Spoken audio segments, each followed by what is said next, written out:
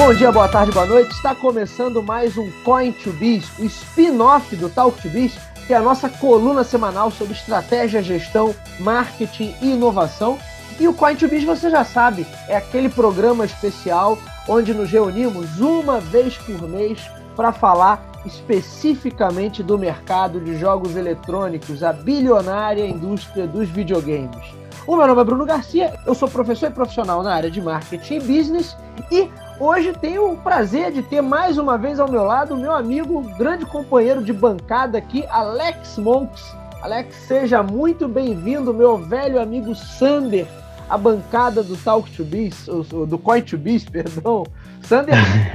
Sander tirou férias de desembargador, de 3 meses de férias, e estava fora aí do podcast, mas agora ele está de volta, o Sander aqui com a gente. Isso é verdade.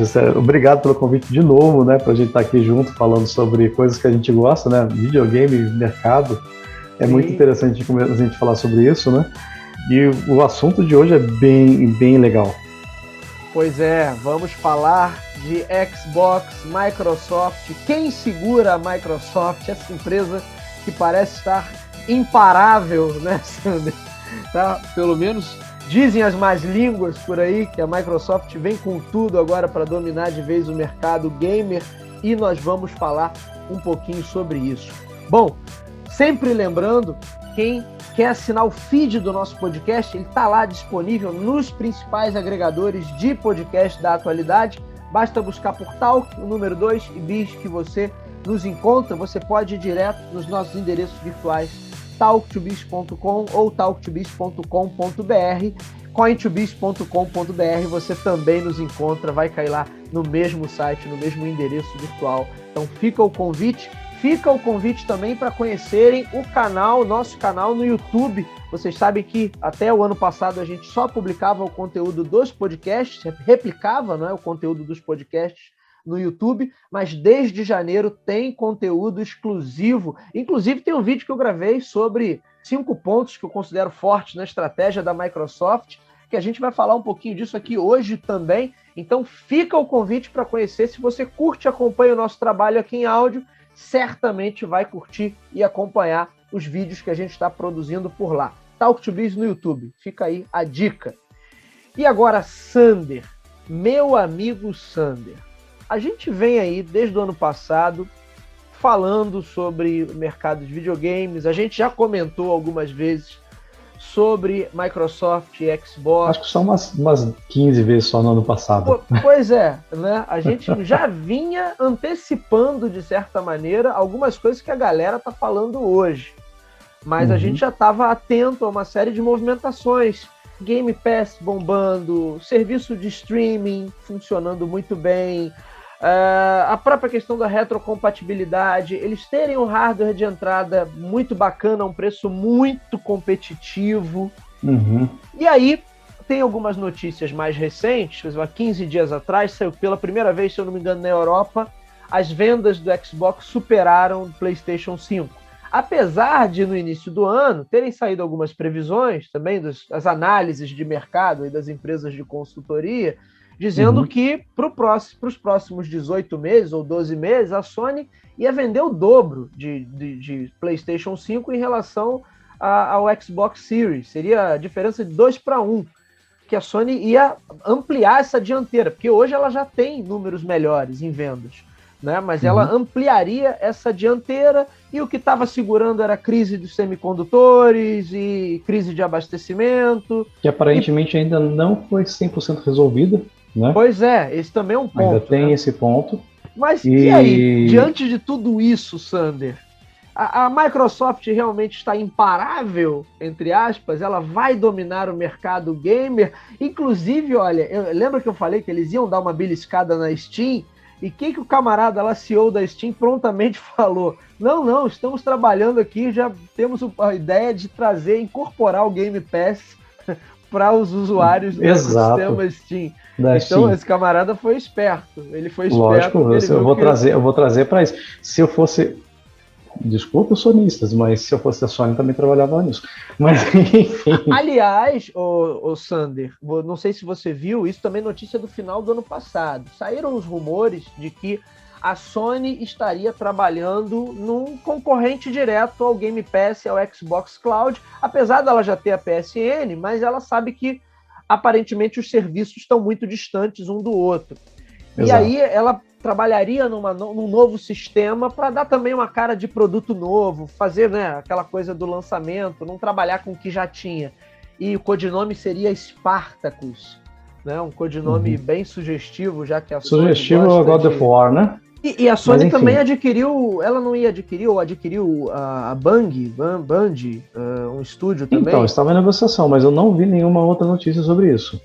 Eu acho que eles quiseram dar uma resposta, o Sander, quando a Microsoft fez aquela aquisição bilionária da Activision Blizzard, e eles quiseram mostrar assim, olha, a gente também está comprando alguém. Mas o negócio acho que estava avaliado em 3 ou 4 bilhões, é um negócio bem menor, né, do que foi a compra da Microsoft. Muito provavelmente, assim, não sei, não posso afirmar, posso só especular, né, que deve ser uma participação da Band, mas não como a Microsoft adquiriu realmente a Activision. Sim. Então, a gente tem outras... É um outro tipo de negócio, né? Diferente do que foi no caso da Blizzard, que realmente agora foi incorporada. Assim como, por exemplo, outras grandes corporações compraram... A Disney comprou a Marvel, comprou a Lucasfilm, comprou a Fox. Sim. Então, isso é diferente, né? São negociações bilionárias que adquiriram as marcas para elas e eles não encerraram as marcas, eles continuam. Assim, de verdade, eu vejo que existe muita água para passar por debaixo dessa ponte ainda, né, nesse quesito de streaming, né? Mas a Microsoft colocou uma lancha de dois motores lá de 450 HP e saiu já navegando mar adentro. Para ela tá no mar azul danado. A conceito de marketing é mar vermelho e mar azul.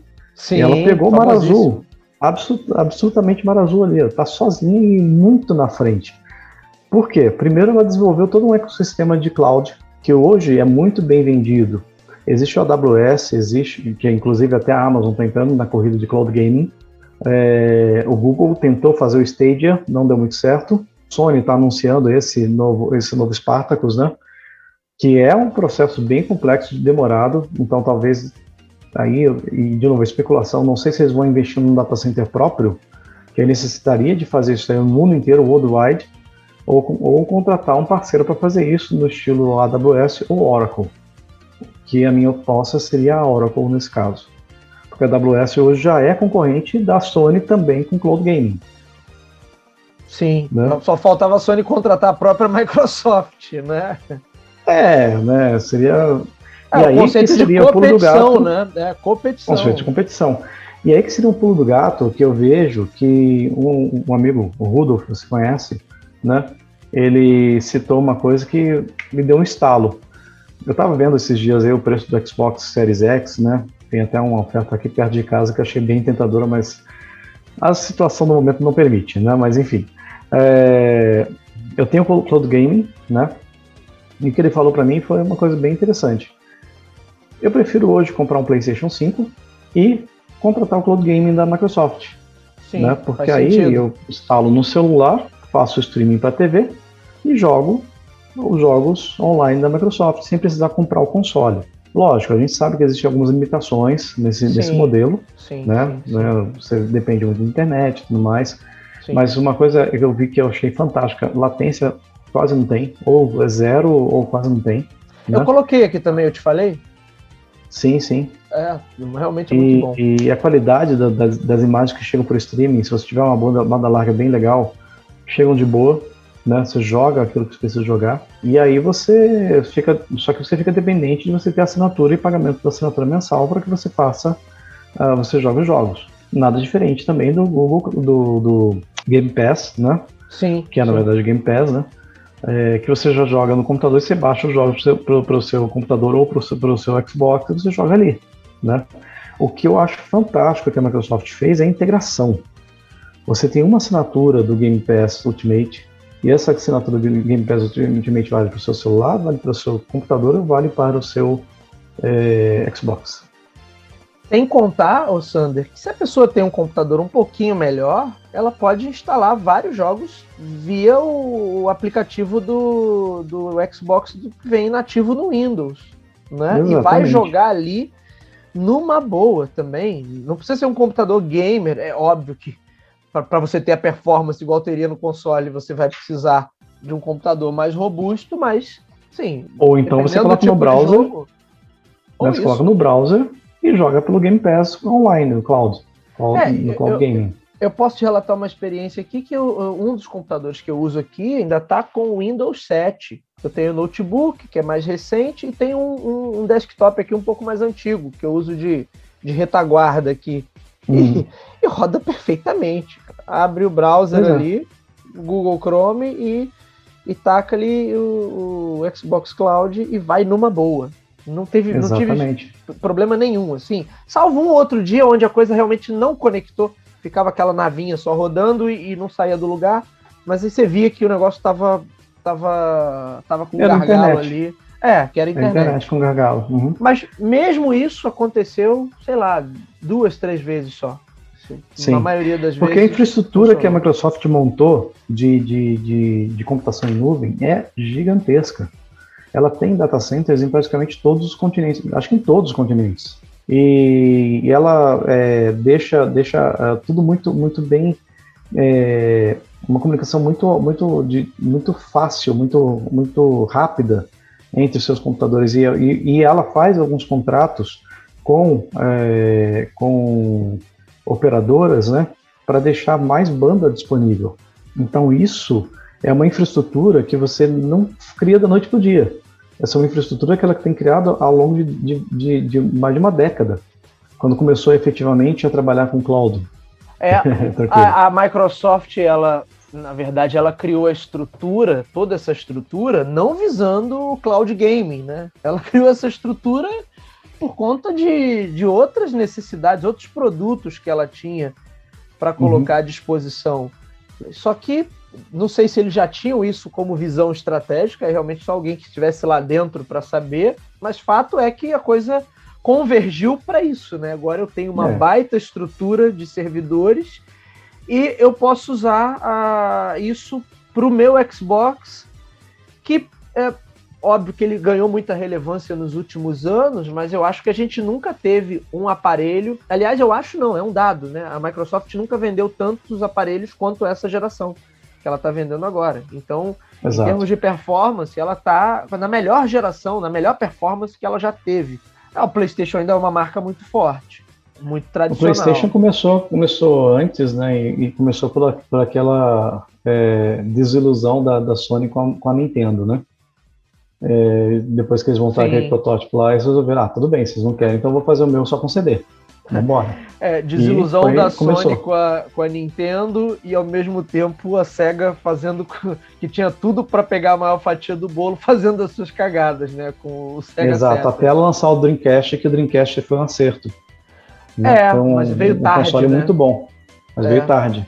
Se ela tivesse lançado o Dreamcast quando ela tinha já o planejamento de lançar, antes do PlayStation 2 até, né? Já praticamente um pouco entre gerações de PlayStation 1 e 2, Sim. ela ia ter ganho no mercado muito bom. É uma pena, né? É uma pena. E aí o que vai acontecer? Tá? Assim, agora eu tô botando meu chapéuzinho de guru, né?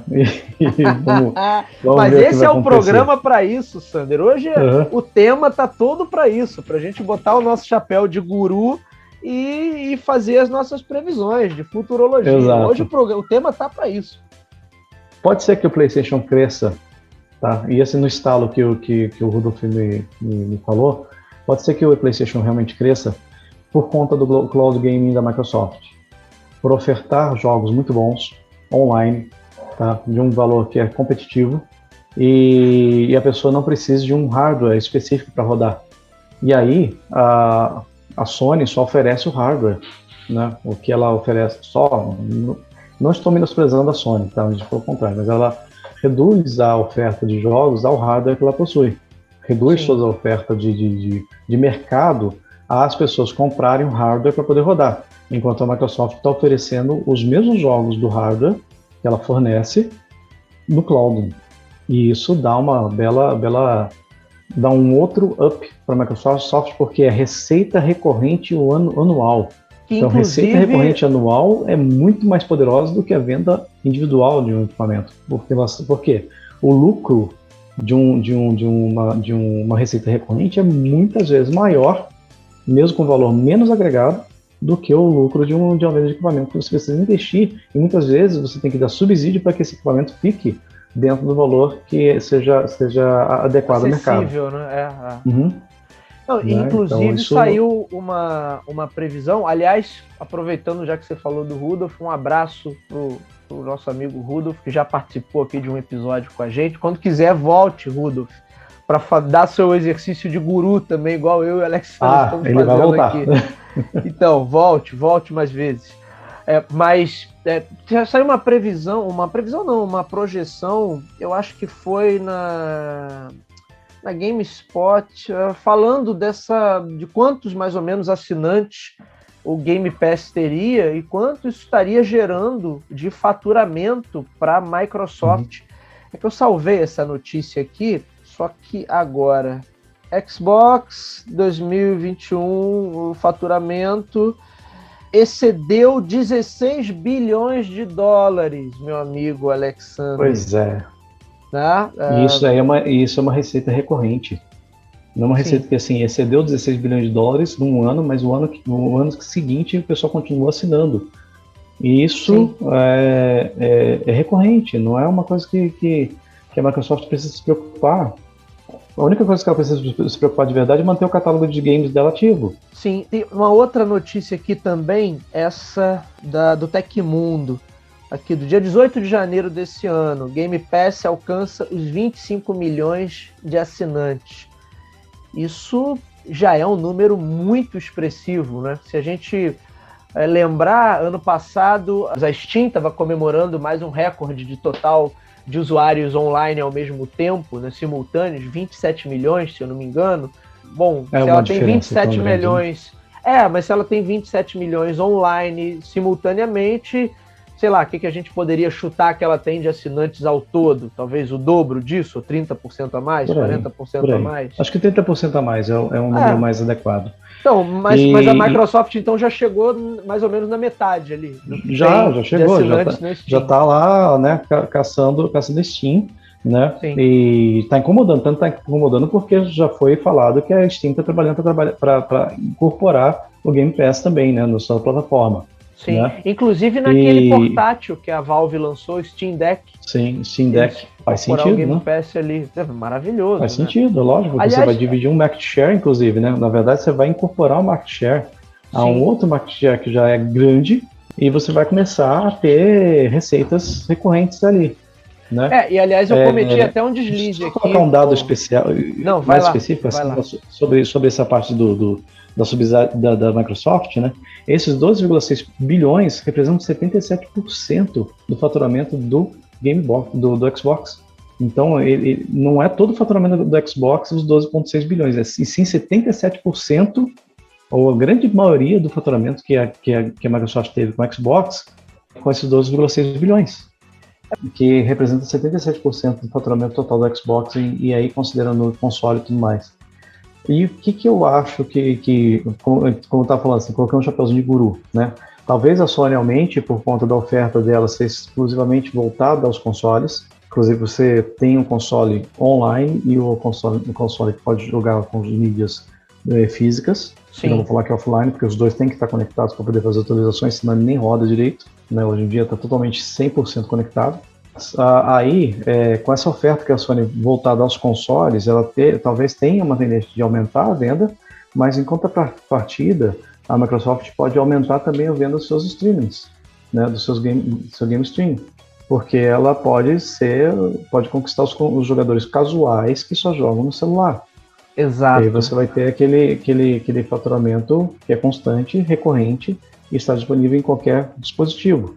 Isso é uma mudança é um game changing, na verdade, né? Um trocadilho, né? Não é um trocadilho, mas é verdade. Sim. É um game changing de como que o mercado vai reagir aí para frente. Pode ser que esse seja o último console físico da Microsoft. Será, Sander? Essa é uma questão que eu tenho me perguntado. Será que a gente vai, de fato, sacramentar para essa geração como uma última geração de consoles? Ou será que a gente não vai ter, talvez não uma nova geração, mas só subversões não no sentido pejorativo, mas derivadas dessas versões atuais? Né? Variantes. Variantes, como tá em voga agora, variantes, né? Do multiverso. Então, o que eu acho que é o seguinte: o que pode acontecer, assim, você tem o console oficial, o Xbox Series X, que está aí disponível, quem quiser comprar, né? Tanto o X quanto o S, né? O que eu acho que possa existir uma coisa que vai diferenciar a venda dos consoles da Microsoft são os packs exclusivos. Por exemplo, os packs exclusivos de Halo, que ficou muito bonito, né? O Xbox Halo Edition. Isso aí pode ser uma tendência de você fazer consoles exclusivos, né? Consoles que foram direcionados para vender uma marca específica de game. Vamos supor que aí para frente com a Activision você lance um StarCraft Edition, ia ficar da hora, né? Será que a Microsoft poderia arriscar agora tô viajando sério aqui, hein, Sander? Mas uma entrada no hardware PC Gamer, de repente fazer uma linha Xbox PC, notebook, de repente? Sim, pura viagem da minha parte, mas porque você não precisa investir muito no hardware para você ter o cloud gaming rodando, né? De uma forma até um pouco mais nativa dentro do sistema operacional de um PC Gamer. Ele pode estar com algumas instruções já incorporadas em BIOS para poder rodar algumas coisas um pouco melhores até, mas ele sendo aí no cloud gaming. Sim. Então é possível deles fazerem isso daí.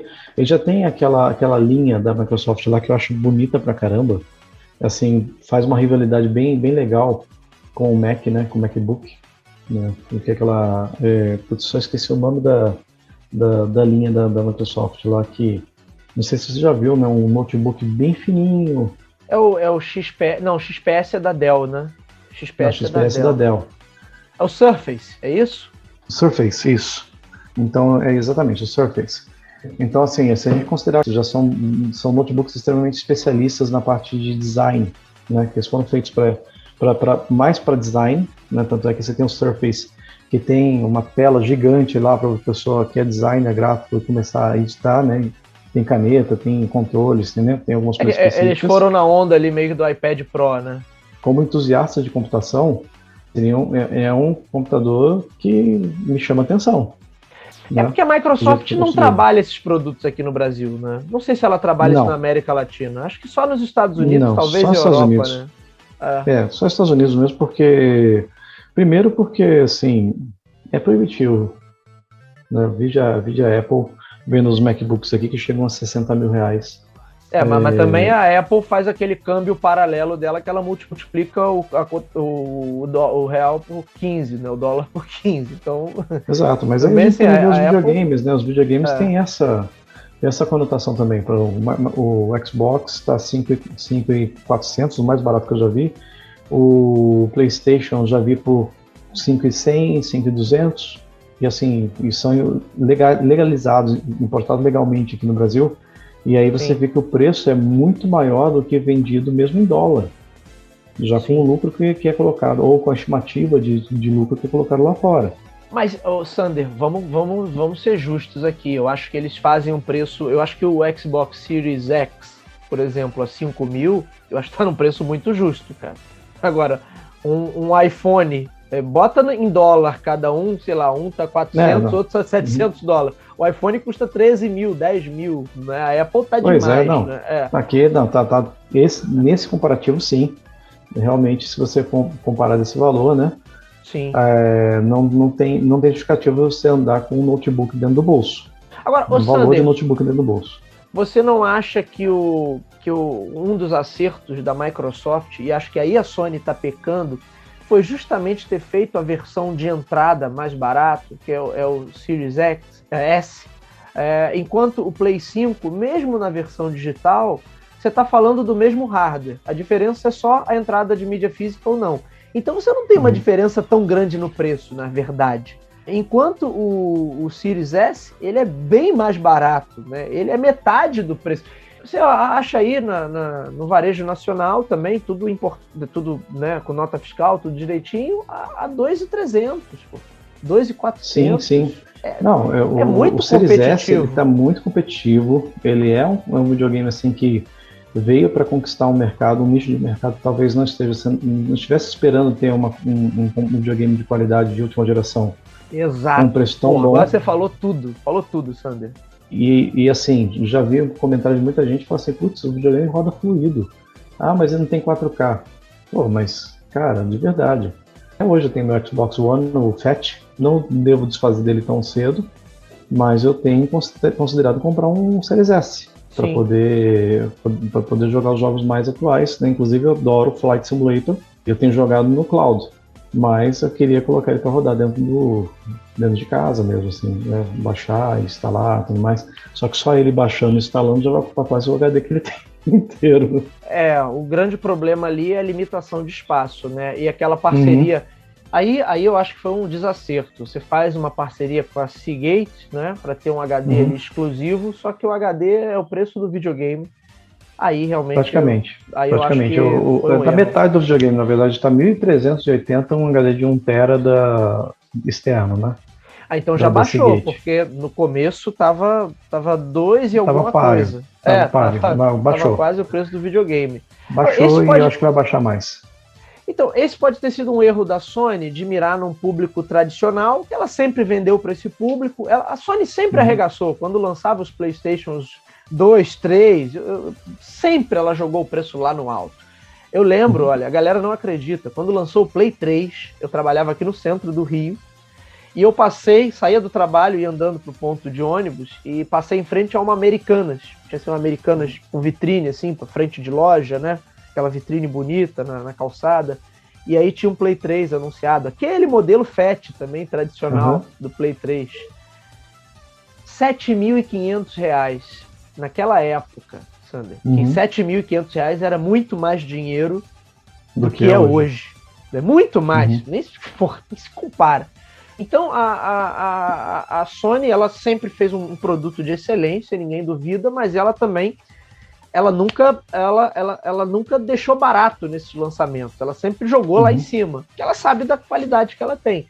Só que ela sabe os exclusivos, a qualidade de software que ela tem, né? Tudo isso daí pesa e assim, é um mérito violento da Sony.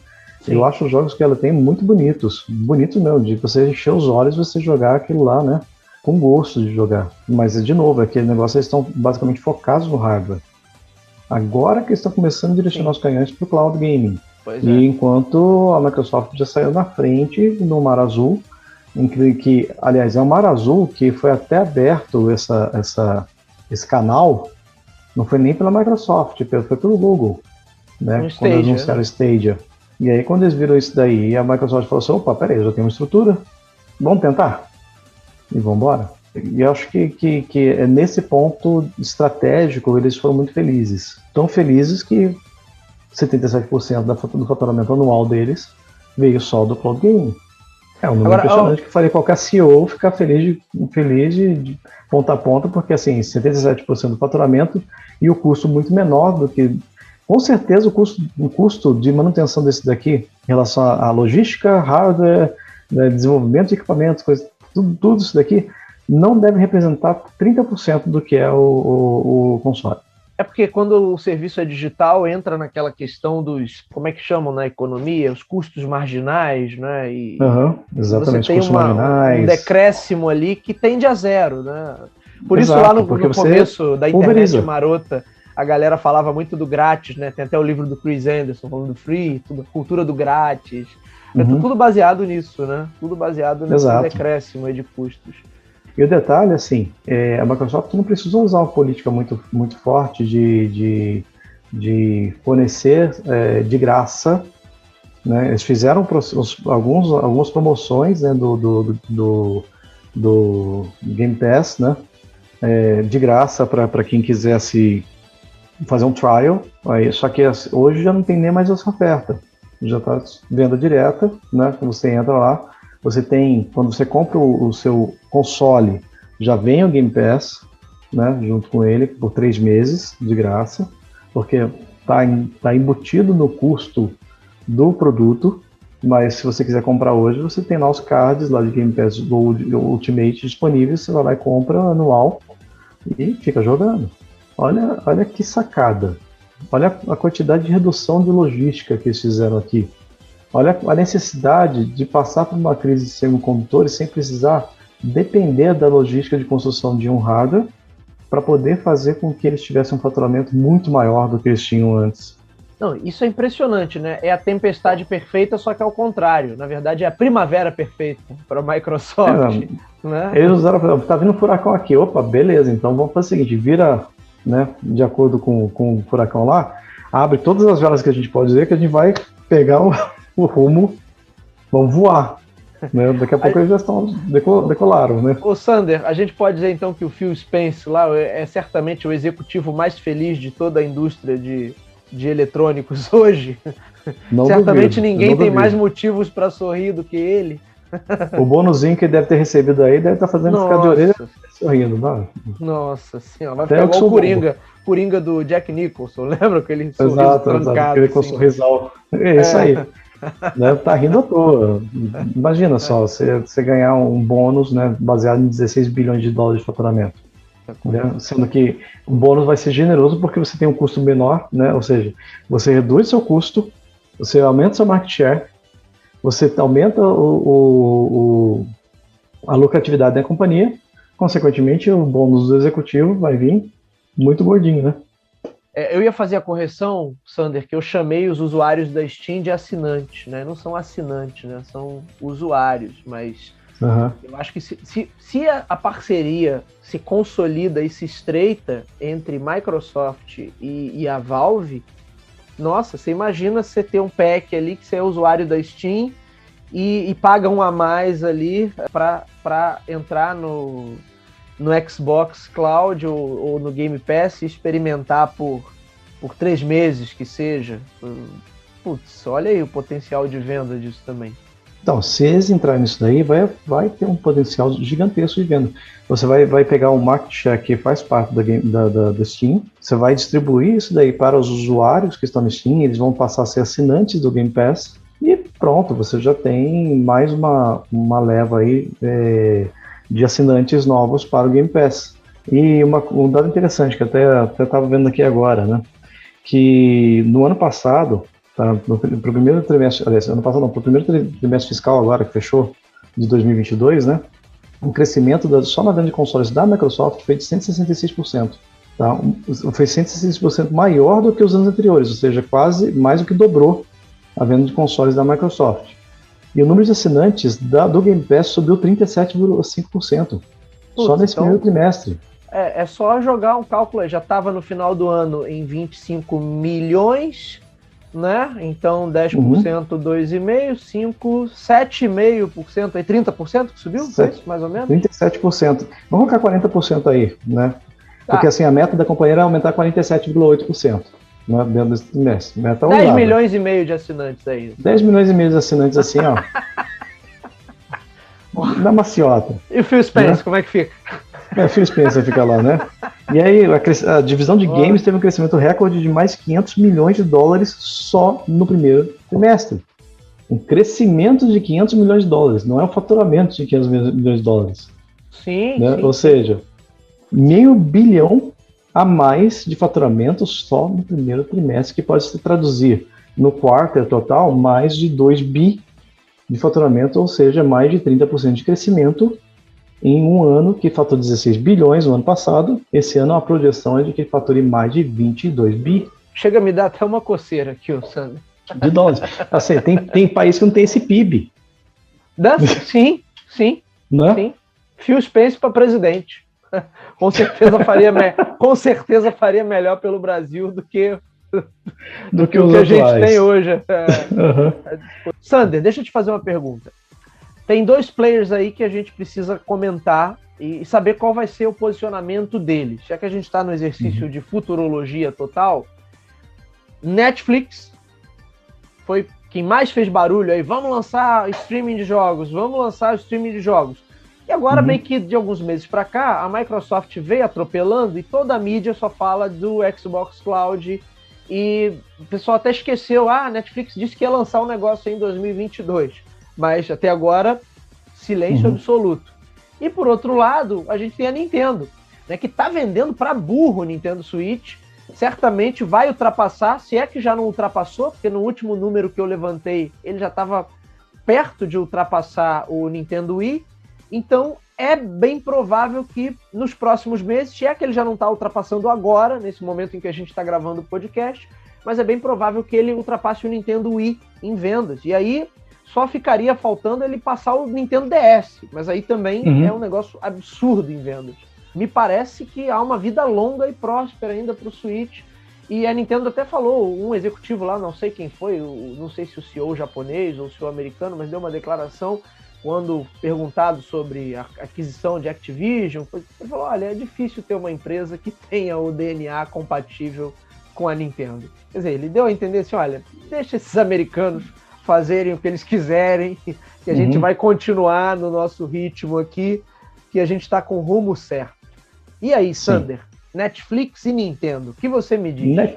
Netflix, eu tenho visto algumas interatividades que têm surgido dentro do Netflix. A última foi de um desenho animado, né, de um gatinho com rato, com um cachorro, bem no estilo Tom e Jerry, né, que eles deixaram disponíveis lá. Não vi, em que você tem várias... isso tá legal, você dá uma procuradinha lá, eu não lembro o nome agora. Aliás, interatividade tá mais fluida. Você viu a série do Cuphead? Já que falamos de Xbox, né? Ainda não vi. A série do Cuphead é engraçada, é pra criança. Tá no backlog. Mas dá pra gente se divertir um bocado. Arthur pra criança, tá, mas ele tem umas piadinhas meio adultas ali, né? A gente sabe que algumas coisas estão na verdade, estão voltadas pro adulto ali. Eu acho que eles erraram a mão. Eles deviam ter voltado a série pro público adulto. Até porque aquele jogo não é pra criança. Mas, enfim. Difícil pra caramba, né? De passagem. Então, mas aí eles lançaram, né, esses jogos casuais, o Bandersnatch, que a gente já viu, foi um dos primeiros, inclusive de interatividade, né, que teve lá. E pode ser que, usando a estrutura que a Netflix tenha para fazer a parte de game, pode ser que dê certo, mas eles vão ter que sair do tradicional controle remoto de televisão para poder ter algum controle um pouco mais responsivo. Se você quiser ter alguma coisa mais ativa, que ative mais o gamer, precisa ter alguma coisa com maior responsividade, né, nos comandos, né, sem delay, sem lags e tudo mais. Então, por enquanto, assim, eu vi que esse último desenho estava mais fluido em relação às escolhas, e não tem aqueles cortes abruptos, né, de uma cena para outra. Ele faz se você acertar, ele tem uma continuidade fluida da cena.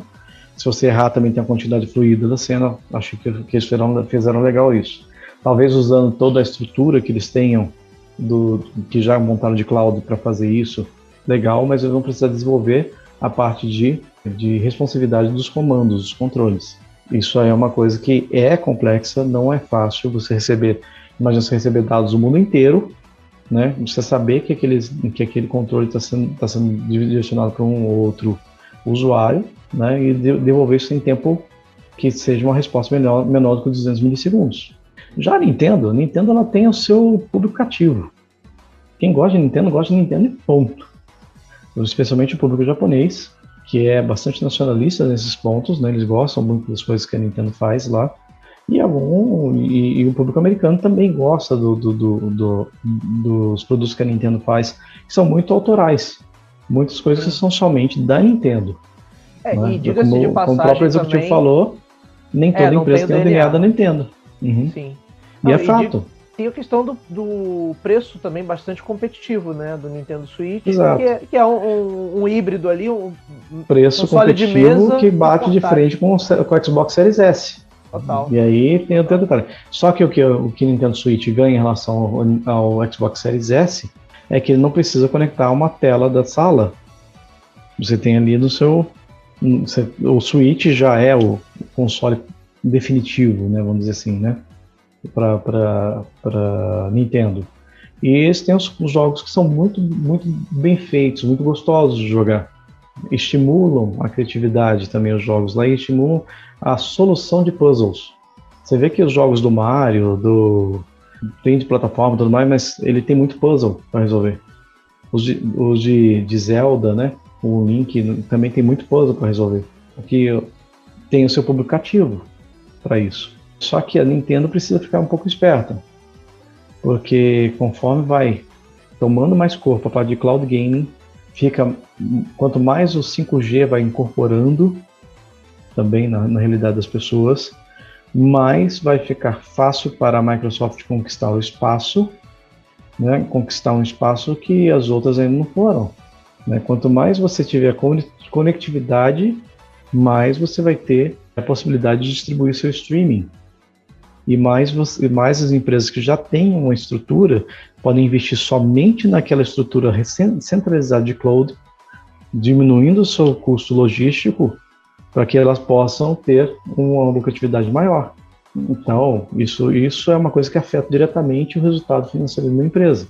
E se afeta o resultado financeiro de uma empresa, afeta os acionistas. E se os acionistas não gostam daquele resultado financeiro, aí o pessoal vende as ações caem e aí a gente tem um problema. Ô Sander, o Nintendo Switch Online, ele tem um serviço também de streaming só, mas ainda restrito só a jogos antigos, né? Jogos retrô. Exato. Mas já seria uma experiência nesse sentido. Pelo menos a Nintendo já tem alguma coisa nesse sentido, mas não expandiu isso para vamos dizer assim, para um catálogo, para um portfólio mais atual. O pessoal trabalhando. Exato, não, porque a diferença é que não é exatamente um streaming que eles têm, né? Eles têm um catálogo de download. Né? Você basicamente baixa a aplicação. Eu achava que tinha um streaming ali envolvido dos jogos antigos. Eles lançaram a coletânea do Nintendinho, do Super Nintendo. Os jogos recompilados para... Né, você tem online e tudo mais, você pode baixar para o seu Switch. Ah, tá. É porque a galera tava chamando até de Nintendo Flix. Eu pensei que tinha um streamingzinho rolando ali, mas então tava equivocado. Não é streaming, não. Ele é download mesmo da aplicação recompilada para rodar no Switch. E perspectiva então, também de novo Sim, total, né? Totalmente diferente. E perspectiva ainda de novo hardware, não se ouve falar nada, né? Sobre a Nintendo. A Nintendo nunca fez um alarde muito grande sobre os novos hardware dele. Desde o GameCube, que não foi muito bem, né, que ela fez um alarde, acho que foi o único que ela fez um alarde tão grande assim. O Nintendo 64 ela também chegou muito perto do lançamento, aí que ela falou que tinha lá na E3. Já o Switch, eu acho interessante que eles aproveitaram a parte de cards, mesmo assim são cards meio que proprietários da própria Nintendo, um formato específico que é fornecido pela Nintendo. Só que tem também a compatibilidade com SD cards. Você lê os SD cards e começar a incorporar os jogos ali. Mas assim, eu acho que a Nintendo ainda tá meio naquele negócio de que eu não vou mexer no mercado que eu já estou, porque o meu market share já é estável. Sim, né? Ela tá vendendo muito, né? Então não teria porque esse produto ainda não tá declinando, né? Numa visão exatamente. Muito prática, o camarada vai esperar. Né? Fez uma projeção e até aquela projeção ser cumprida, eu vou esperar. Só que empresas que não se mexem, elas acabam tendo problemas financeiros sérios no futuro porque não acompanham o que o mercado está acontecendo. Vira. Um exemplo bem claro da Apple. O exemplo da Apple é um exemplo muito claro sobre isso. Qual que era a primeira... E aí o pessoal vai começar a tirar tomate, né? Falar que eu estou blasfemando a memória de Steve Jobs e tudo mais. Mas não é isso, gente. É o seguinte. Você, quando não bate na Nintendo, bate na Apple, Sander. Isso aí eu já anotei. O público já anotou também nos nossos episódios. Você tá nessa vibe aí. Ou você escolhe uma para bater. Hoje você pegou bato na Microsoft Nintendo. Também, né? Na Microsoft também bato, que ela também fez as borradinhas dela quando fechou e não queria trabalhar com Linux, coisa e tal. Isso daí é fato também, né? Mas a Apple, assim, quando o Steve Jobs lançou, ele lançou uma coisa que não existia antes, que é o smartphone, com o foco de você colocar e você só com a mão você conseguir acessar todo o item, toda a tela dele. Esse era o foco do Steve Jobs. Só que o público começou a pedir mais, telas maiores, com maior resolução, com mais processos, com melhor câmera e tudo mais. E a Apple correu atrás da parte de câmeras, de resolução, de resolução com o... Qual é o nome da tecnologia que eles incorporaram? Retina. O display de Retina Display, Isso. Display Retina Display. Eles correram atrás disso e tudo mais, só que eles mantiveram ainda, por um bom tempo, o tamanho do iPhone, até o iPhone 6, do tamanho padrão que era o primeiro iPhone. até que o Tim Cook, né, resolveu criar e abraçar a tendência de mercado de aumentar o tamanho dos telefones. Os telefones de 6.1, 6.6 polegadas, 6.7 polegadas, que é o iPhone Pro, né, o X, o 7, o 8, já vieram com esses tamanhos de tela. E que muita gente que era Apple torceu o nariz, porque não era o foco da Apple fazer telefones grandes, e sim tinha que obedecer o que o Steve Jobs disse lá atrás. Mas se ele não tivesse se investido nesse sentido, talvez hoje não tivesse telefones de 49, de 13 mil reais. Né? Teria perdido o mercado, né? Teria perdido o mercado. Mas mesmo essa galera que torce o nariz são aqueles puristas, né? Torcem o nariz, mas compram, né? Exato. É característico do público cativo aí da Apple, né? Exato. A Apple, ela virou uma grife. São computadores bons, são computadores de ótima qualidade para trabalhos com computação, com edição de vídeos, né, mas são excelentes, não tem dúvidas quanto a isso. A interface deles é um pouco diferente para quem trabalha mais com Windows ou com Linux, é uma interface um pouco diferente de trabalho, mas é uma interface proprietária que tem a sua qualidade também, mas tem esses pontos que, por ser extremamente proprietário, acabam gerando uma dependência muito grande dos seus usuários em relação ao produto. Você não tem outros players trabalhando juntos para fazer um produto melhor. Apple, quem fabrica notebook Apple, é só Apple. Sim. É muito mais fechado, né, o ecossistema. É muito mais fechado. Quem produz o hardware Macintosh, não só Apple, não tem outros produtos. Quem faz o iPad, só Apple. Quem faz o iPhone, só Apple. Ponto. E você tem os outros concorrentes, que são Samsung, Nokia, Motorola, Xiaomi, whatever, né, Huawei.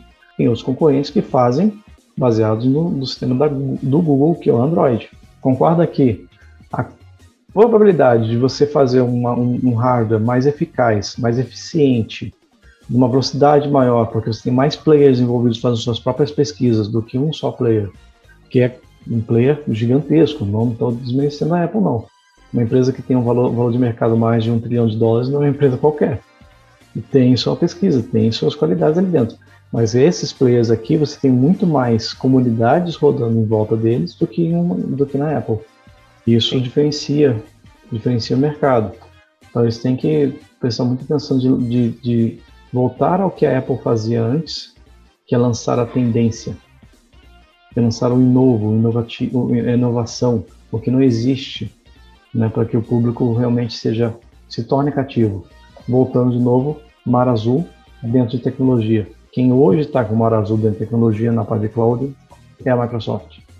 Meu amigo Sander, então chegamos ao momento das considerações finais. Então, Microsoft, nosso exercício de futurologia aqui, Microsoft vai dominar o mercado gamer. A gente até teve um analista aí, fanfarrão, dizendo que o PlayStation vai sumir, né? Sumir não acredito que vá sumir. Né? Teve um sensacionalismo aí, uma imprensa marrom aí, se aproveitando para ganhar, fazer clickbait. Se aproveitando desses pontos, né? Do clickbait nesse ponto, né? Clique, né? De novo aqui. Não, mas assim, não acredito que e nem é saudável para o mercado o desaparecimento de uma marca tão forte como o PlayStation, por exemplo. E eu acho que vai ter uma mexida muito grande. A gente pode esperar que vão existir grandes novidades aí para o próximo ano, tanto da Sony quanto da Microsoft, da Nintendo, não sei, porque ela se fecha muito dentro do seu próprio mundo. E aí, assim, só esse movimento da Microsoft comprar a Blizzard foi um movimento que pegou todo mundo de surpresa. Esperava-se que tivesse um movimento, mas não sabia que era uma aquisição de um tamanho tão grande. E tanto pegou de surpresa que a Sony já se adiantou e falou que ia fazer uma oferta pela Bang e coisa e tal, mas não... Band, né? Não, Bang é outra coisa. A Band, né? Talvez seja uma retaliação, porque comprou uma Activision que fazia bastante coisa para a Sony, né? E agora ela é exclusiva da Microsoft.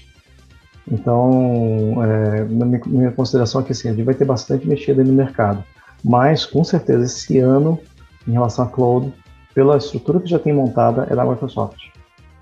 Muito bem. Meu amigo Sander, quero te agradecer mais uma vez por essa participação aqui no nosso podcast, mais uma vez engrandecendo, abrilhantando o nosso podcast com as suas considerações, com as suas observações. Obrigado, meu amigo, mais uma vez pela sua participação. Obrigado, agradeço. E sempre que você quiser, eu venho aqui falar. E eu quero participar de um episódio seu lá do YouTube, hein?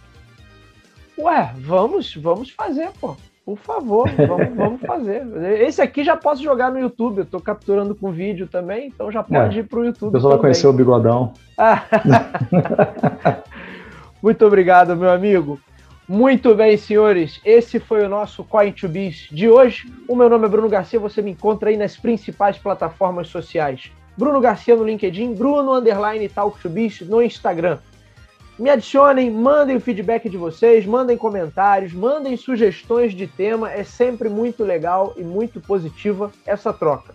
E o Coin2Biz, o nosso podcast, ele está disponível nas principais plataformas do ramo. Seja você usuário Android, seja você usuário Apple. Se você gosta de ouvir suas músicas pelo Spotify, Deezer, Amazon Music ou em tantos outros agregadores de podcast, basta buscar por Talk, o número 2 e Biz, que você nos encontra. Lembrando, o Coin2Biz não tem mais o feed próprio, ele vem no feed do Talk2Biz. Mas se você jogar lá Talk2Biz ou Coin2Biz, você vai nos encontrar. Você pode ir direto na fonte, talk2biz.com, talk2biz.com.br ou coin2biz.com.br, que você também nos encontra. Fica mais uma vez o meu convite para que conheçam o nosso canal no YouTube. Inclusive, vai ter vídeo com o Sander em breve. Então, fiquem ligados, assinem, acompanhem o nosso conteúdo, tá bem legal. Eu conto com o suporte de vocês para a gente manter essa corrente do bem, levando bom conhecimento sobre marketing, sobre gestão, sobre tecnologia e inovação ao número cada vez maior de pessoas. É isso, meus amigos. Hoje vamos ficando por aqui. Nos vemos na próxima. Obrigado, Sander, mais uma vez. Até! Obrigado, Bruno.